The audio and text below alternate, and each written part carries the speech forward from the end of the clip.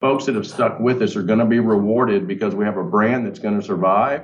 And just to see people exceed gives us a lot of satisfaction as a leadership team, is to see all those success stories. So we're not done. We're still here, and the story continues.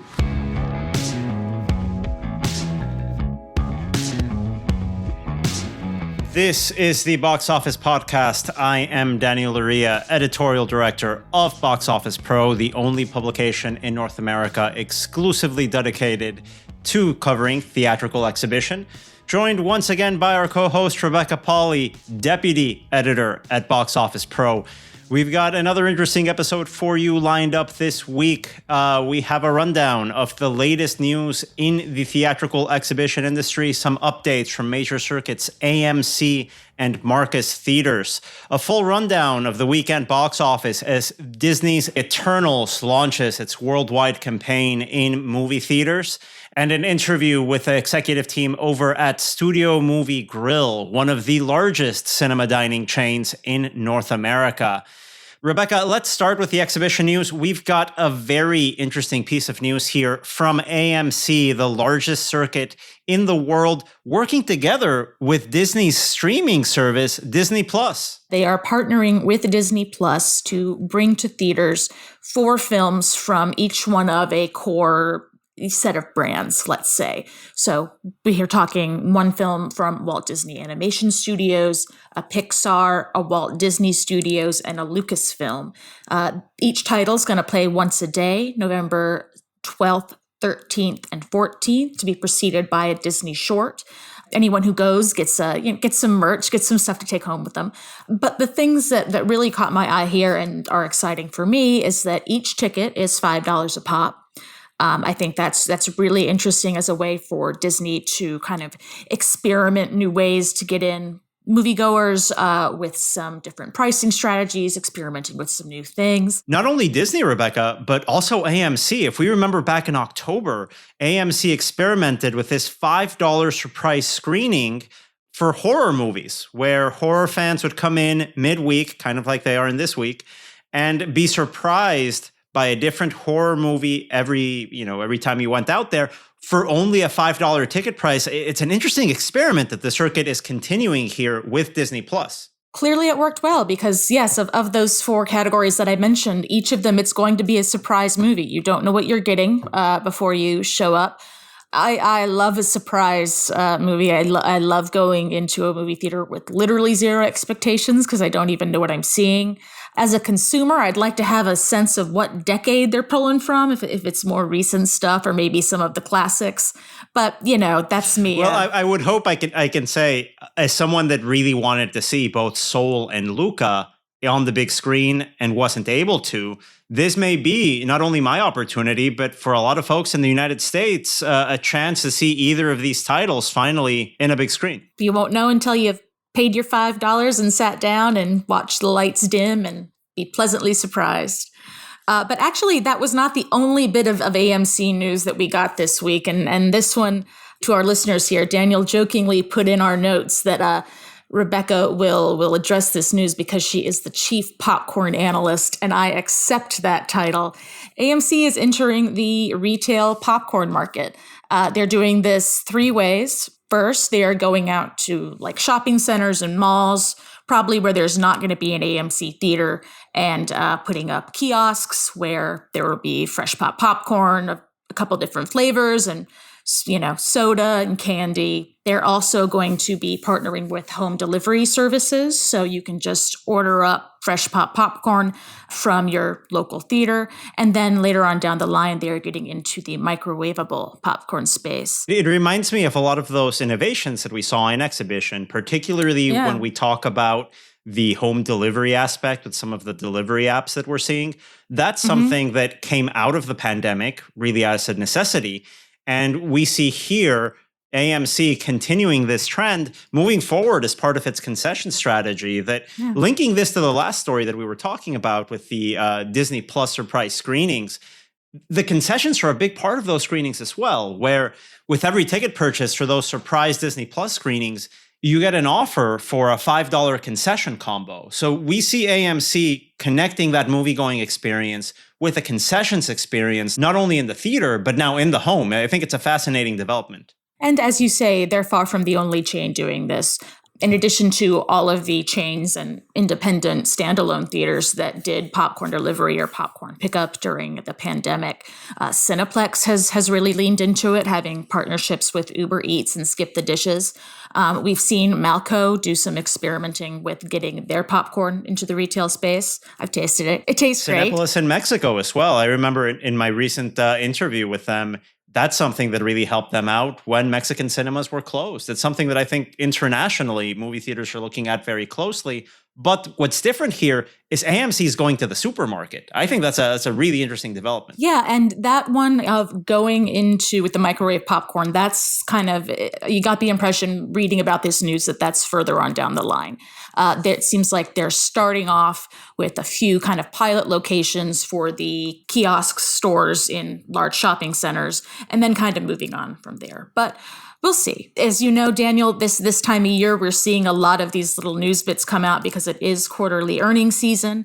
To that effect, we had a recent quarterly earnings call from Marcus where we actually had some encouraging data from that chain. That's right, Rebecca. Marcus Theaters now back in the black, significantly outperforming the industry standard by nearly 8 percentage points during the third quarter of fiscal 2021, and by 6 percentage points during the first 3 quarters of their fiscal year in 2021.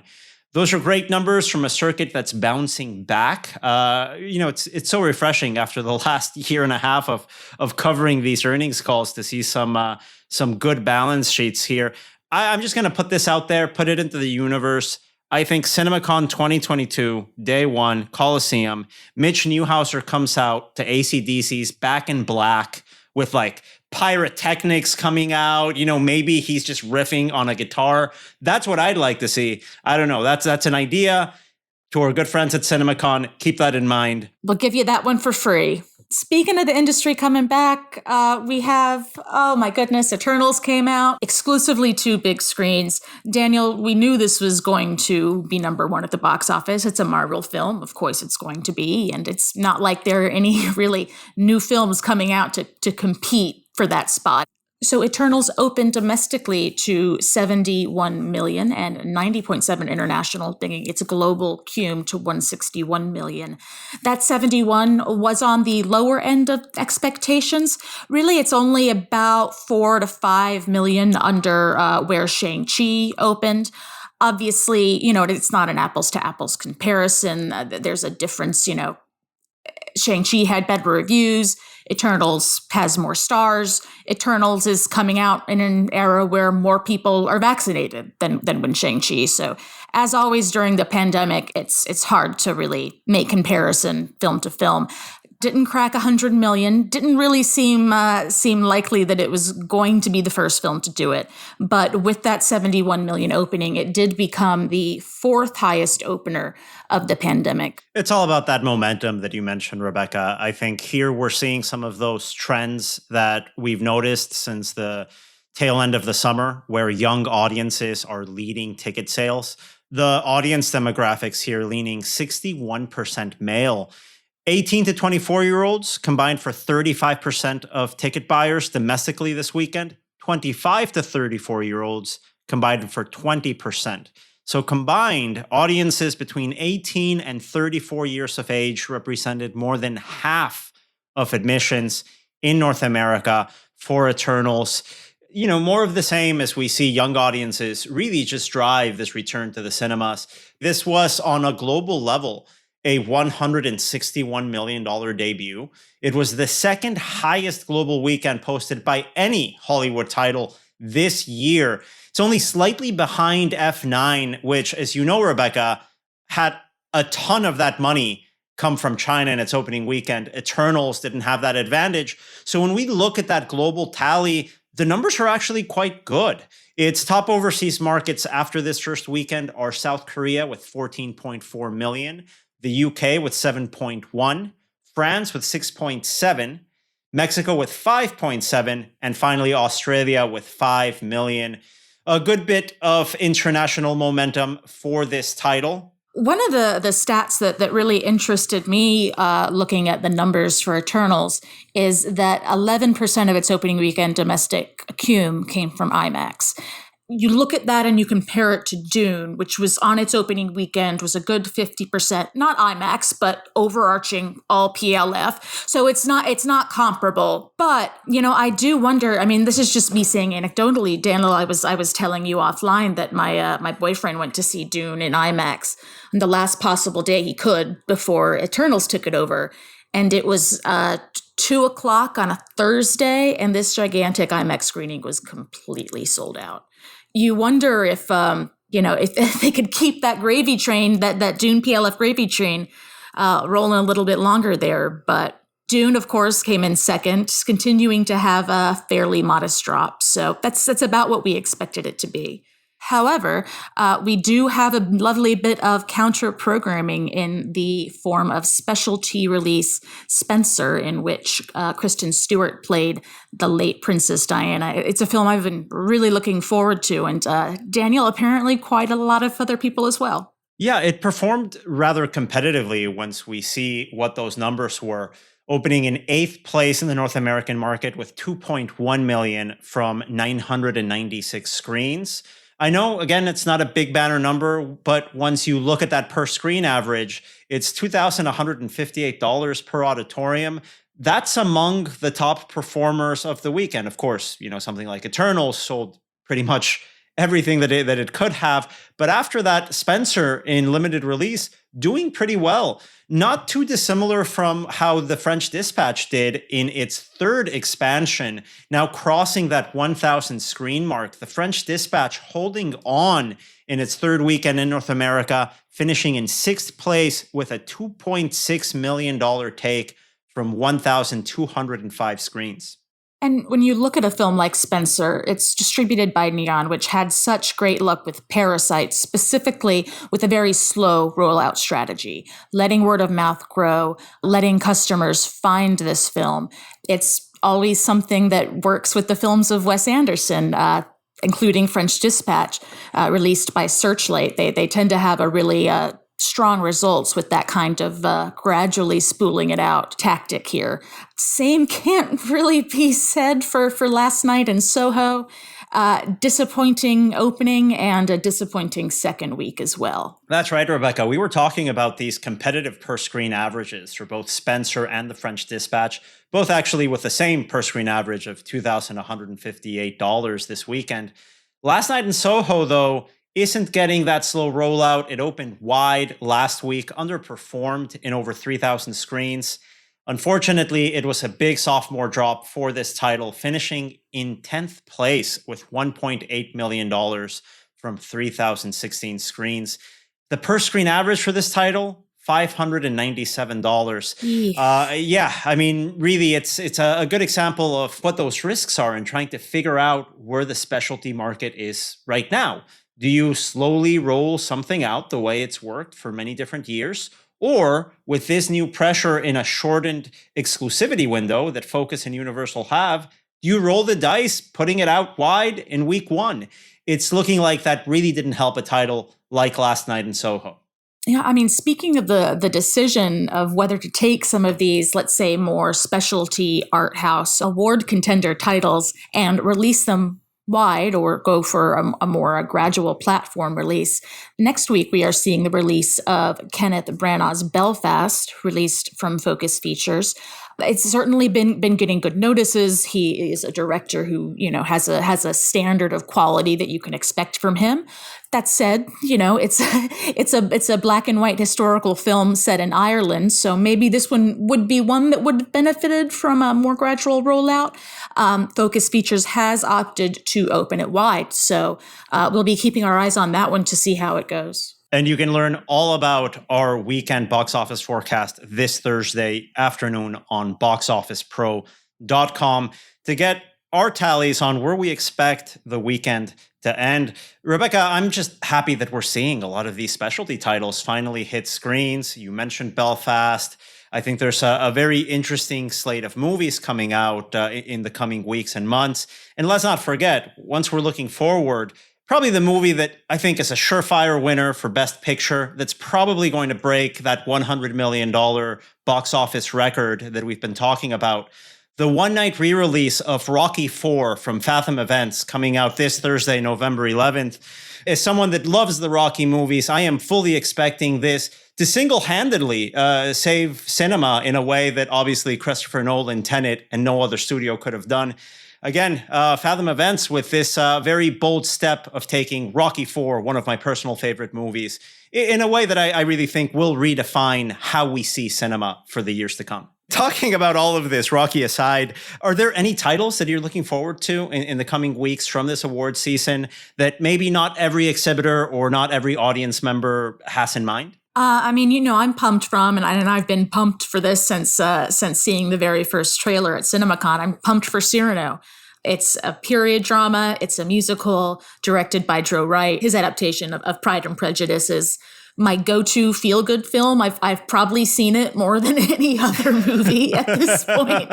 So that's one. I mean, that's not a four-quadrant movie, a costume drama. That's also a musical. It's an adaptation of Cyrano de Bergerac, but it is one that I'm excited for. It's got a potential there. I mean, if you look at films in the past, like a Downton Abbey or some of these films that are maybe geared more towards the adult market. That one does come out in December, I believe, the very end of December. So hopefully by that point, the narrative of, adults are slow to come back to the movies, we're looking at more the, young adult graphic for movie ticket sales. Hopefully that will have passed by that point. If it doesn't, I'll just need to buy all the tickets for it. So I don't doubt you would. And if we're looking at that December corridor around Christmas, it's really competitive with some very compelling titles. You've got The Tragedy of Macbeth that's coming out from Apple on a 3-week exclusive run to cinemas. I saw this at the New York Film Festival. I think it's among the year's best. It's Denzel and Frances McDormand. They're so good in it. They're so good in it. Of course, it's a black and white Shakespearean drama. It's not going to break, huge records. But I think for a specific type of audience, this is a perfect film for that holiday corridor. Also in Christmas, we've got Parallel Mothers from Pedro Almodóvar, the Spanish filmmaker. I spoke with him for our next print edition. Rebecca, this is one of his better films, I think, in his career. I'm excited for that to hit theaters. You saw that too, right? Oh, just absolutely exceptional. It's a performance actor's movie.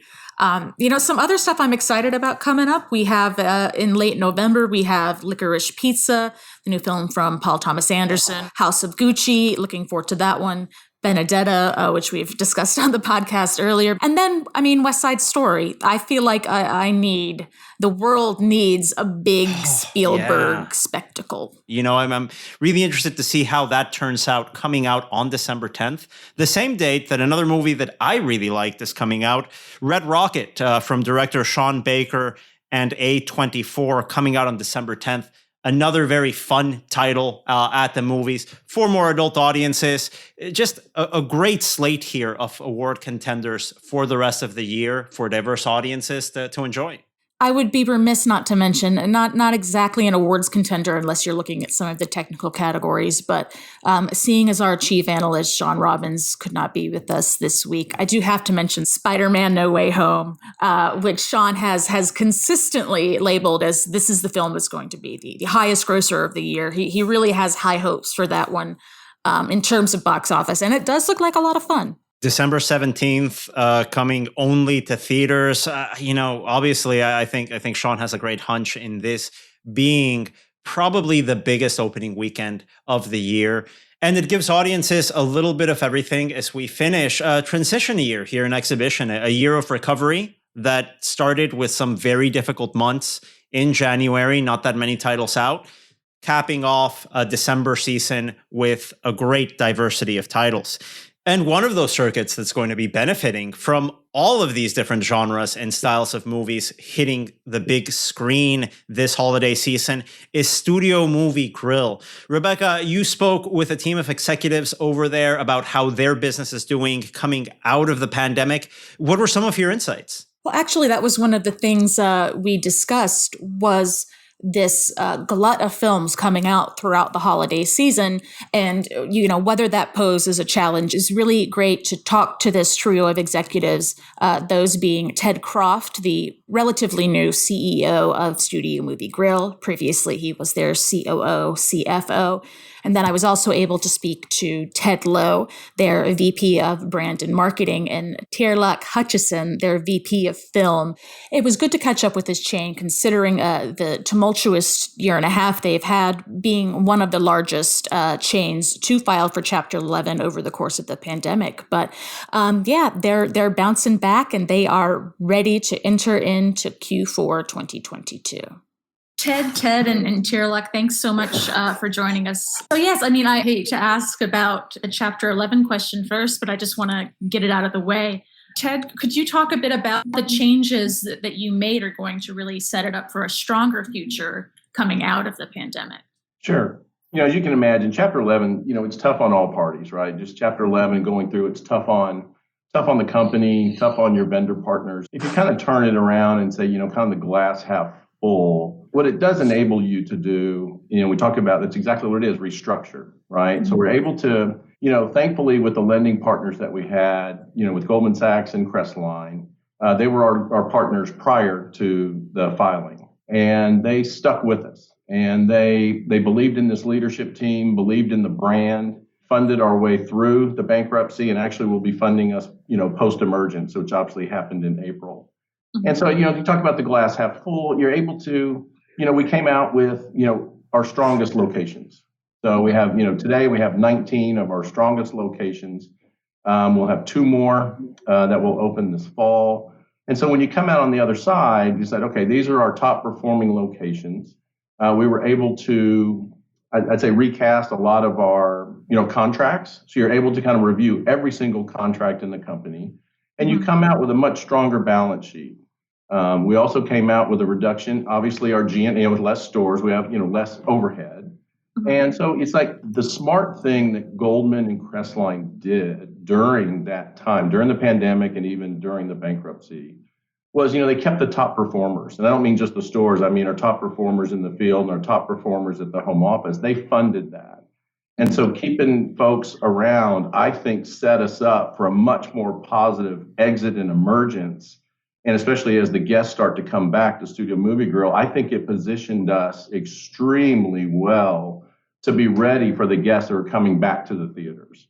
I think that was a very smart decision that they made way back when. We wouldn't be sitting here today without them. And I think it just sets us up. The balance sheet is stronger. We have our top performing locations, and we have our top team performers as well. So I think we're set up for success.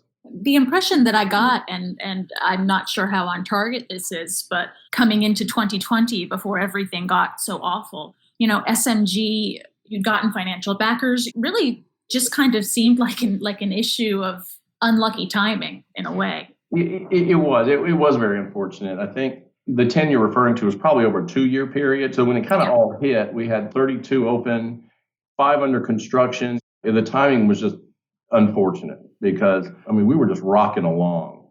So 32, 5 under construction. We had a remodel in progress. We had other remodels scheduled for the year after. Mm-hmm. And yes, you had money out there, and you did not expect to come along and bring everything. That's exactly right. It just hit like a ton of bricks. And again, that's one of the unfortunate casualties of the pandemic and the bankruptcy. Is unfortunately some of those sites that we had under construction, are no longer going to be part of Studio Movie Grill. Over the next few months, the schedule is just jam-packed. Tearlach, what is your approach to programming for SMG now, and has it differed? Because that has to be quite the jigsaw puzzle to be dealing with right now.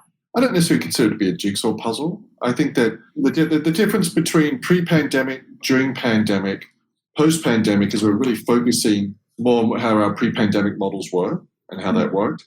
I don't see it as a jigsaw puzzle. I see it as a lot of great films that are coming out at the end of the fourth quarter. It's going to be that with all these great films coming out, we're going to really have to focus on giving them the legs that they deserve and making sure that they stay on screen as long as we possibly can. I think that's one of the biggest dilemmas that we're going to have with this onslaught of films. Now, Ted Croft, as we move past that onslaught of films and hopefully all the ticket sales they generate for the industry, and things start settling more into a sort of quote unquote normal cadence, what are some of the things that Studio Movie Grill has started doing over the past 2 years, or maybe considered or experimented with, that you think has long-term viability for the chain? Well, I think the obvious answer is more the technology based. And I'm actually going to have Ted Lowe talk a little, because he's so close to it, even closer than I am, talk a little bit about our, kind of technology enhancements. Rebecca, I think to answer that question, there was a way to SMG, pre-pandemic. I spent a decade here telling you, kick your feet back and push a button and we'll do all the work, right? And then, I think just the environmental circumstances around us affected how people's comfortability with doing that. So we, like so many others, kind of took on what I call some catastrophe innovation, and we quickly fast-tracked, getting food and beverage onto our mobile app, and we quickly fast-tracked a more robust kiosk experience. And so do I think those things are fully optimized today on the call with you? No, I don't. I think there's opportunity to continue to make them better. But I think what we're learning from our guests, particularly through feedback, we've expanded our surveys and we've expanded our Net Promoter Score reach so that we can get more and more transparency into that kind of feedback. And maybe just on that topic, Rebecca, not just feedback from people that didn't have the experience we wanted, but feedback from people that had the experience they wanted, so that we can learn from both sides. And the feedback, that we're getting is that there's still a propensity to want to do full service, but there's also a group of people, that are gaining in market share by every period that just have a propensity for wanting to do technology-based service. And so I think, the brand is taking a hard look at what we're calling high touch and low touch opportunities. There are certain points where low touch, i.e. high technology, can service the customer, the guest, better than we can. And then in certain places where hospitality really rings out and we live out opening hearts and minds one story at a time on a day part by day part basis, we still want that customer and team member interaction. And so we're balancing that. And I do think that's part of what that future looks like, a lot because that's what was handed to us. That's what has to happen. And then a lot because we realize that there are continuous ways to optimize the experience. I think any in-theater dining concept would share the same heartburn with you with respect to when we do checks and when we pay out, and that typically happening during the climax of the movies. And that's not unique to Studio Movie Grill. That's a reality for all of us. And so we're constantly taking a look at how to make it better because, in this golden age of content, mentioning Netflix earlier and so on, the movie-going experience now has to be bigger than just going to see the movie. It's got to be exponential. And if we can't figure out how to dial into the experience, then we do become an archaic business model. Because at the end of the day, it's got to be worth getting you off your couch and getting you into the theater and getting you into an experience that provides that kind of quality value equation that you were looking for, that makes you feel good about the money you spent and the time that you were away from home. And that's kind of where we're doubling down. And technology is obviously not unique to SMG. Everybody's probably got some version of that. But that's something we're paying attention to. And when Ted says, we want to get back to basics and keep it simple, we think that's what the customer wants. We were the first in the space. We want to be the best in the space. And we're just going to get back to doing what we're good at doing.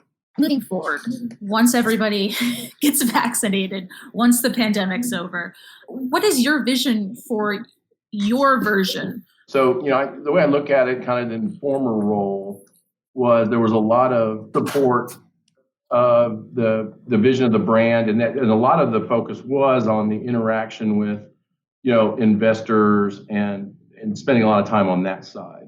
Now in a new role, I think it's not just me, it's the entire leadership team. I think we're all taking a much more, I think the best way to say it, enhanced kind of awareness of the guest experience.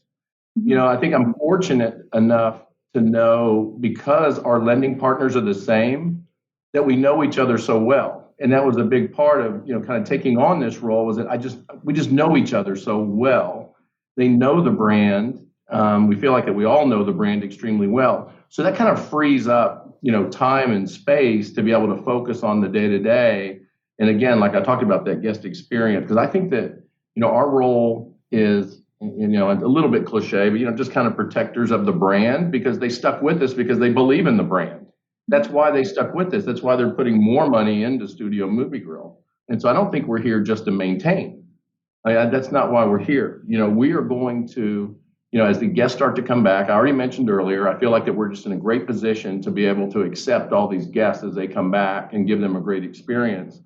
But we will, like I said, not to just maintain, we will take advantage of any kind of opportunistic growth opportunities. We just believe that coming up over the next, doesn't matter, 6, 12 months, we are looking at, I've been asked to spend a portion of my role looking at potential growth opportunities for Studio Movie Grill. And so we do believe very strongly those opportunities are going to present themselves in the near future.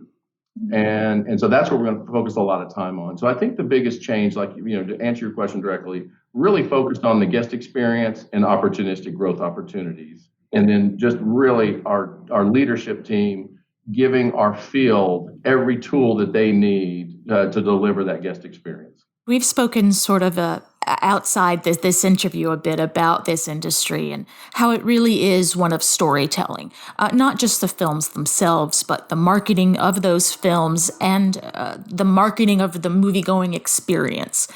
Given that, and given the absolutely horrific year and a half that this industry has gone through, a particularly transformative time for Studio Movie Grill in particular. As you move into the latter part of 2021 and then into 2022, what is Studio Movie Grill's story going to be? You know what the story is going to be?